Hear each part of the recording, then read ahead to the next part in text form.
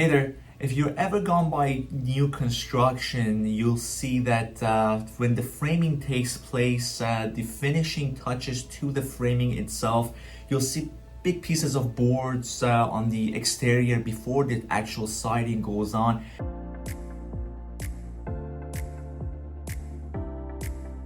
And some look like they're made up of wood chips, the rest they're more uniform. What's the difference between the two? So I wanted to explain what the difference between plywood and OSB is.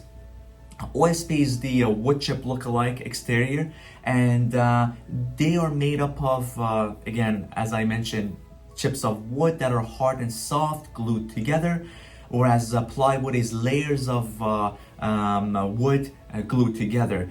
The benefit of OSB is that it's actually inexpensive. It comes in larger boards. And as well, it doesn't respond to extreme heat as does plywood. Whereas with plywood, it's more expensive.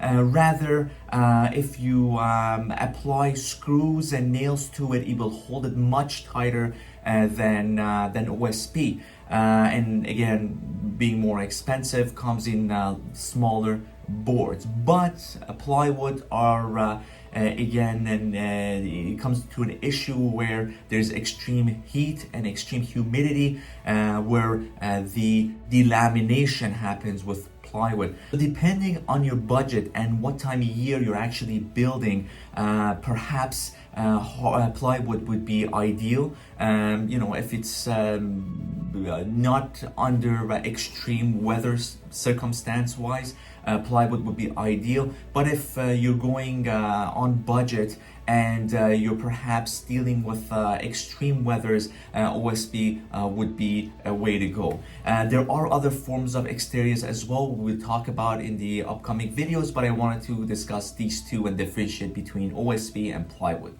Take care.